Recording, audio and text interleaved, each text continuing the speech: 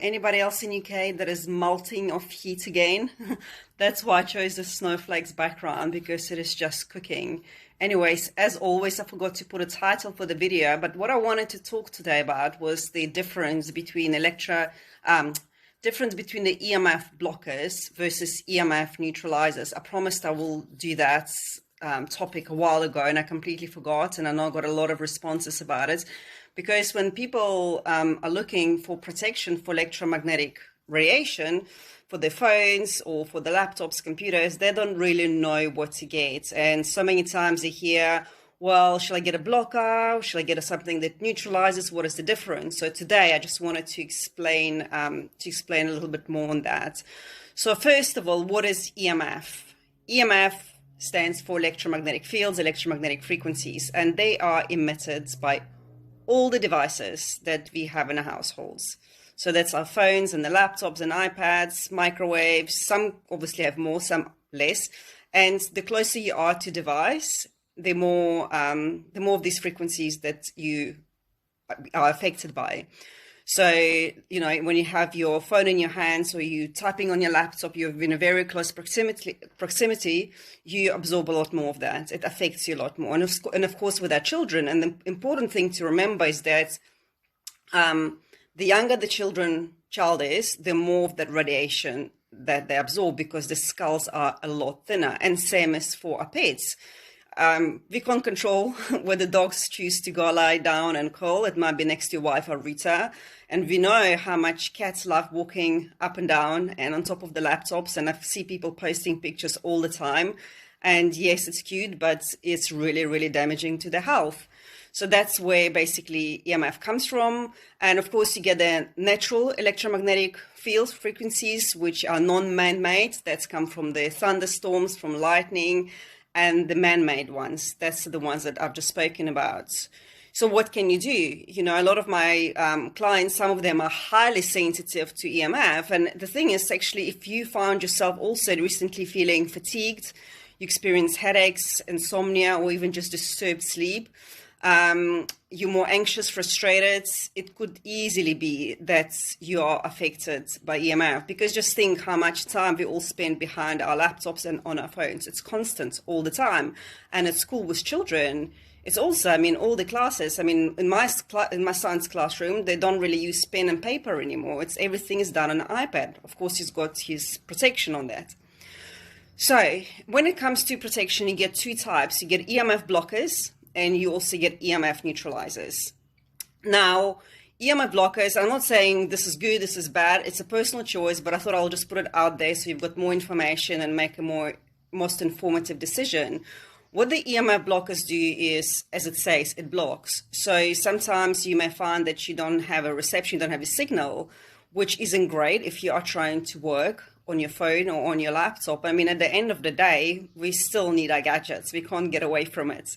Another thing is, and that's my biggest no why I don't use EMF blockers, is that if you think about it, when you put an EMF blocker on your phone, it actually will try even harder to connect to all of the signals around us. And what was going to end up happening is that because we are all energetic beings vibrating at a certain frequencies, so when your phone is trying harder to reach all of the signals, they actually end up going through your body. So you may end up being exposed more to radiation.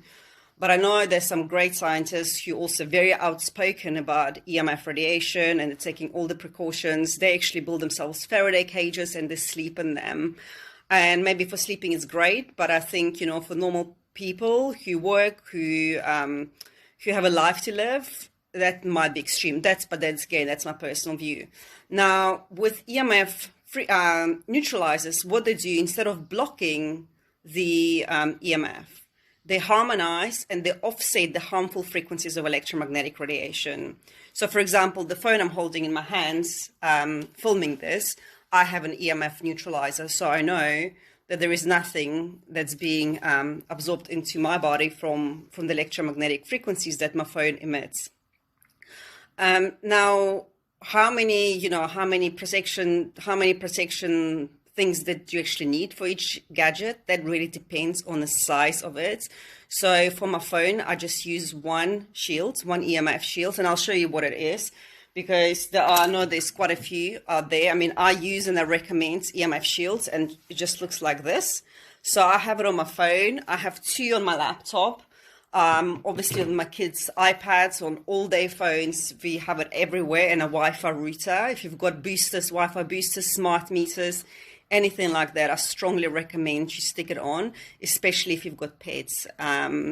Do that. And also if you've got, if you are very sensitive. I mean, I know some of my clients, they even put it on a Hoover, because Hoover emits a lot of electromagnetic radiation. Hoovers, hair dryers, TV, microwaves, all of that. But for me, most important is something that my hands touch.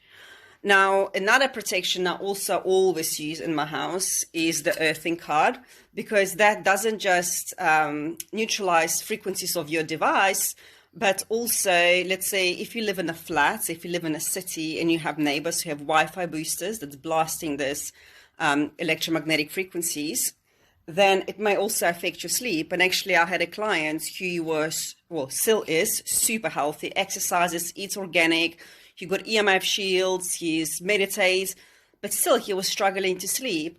And what actually we realized, or he realized, is that his neighbors, they had a booster, Wi-Fi booster. So once he got an earthing card, it was a complete game changer for him. So that covers the area of 3-meter radius.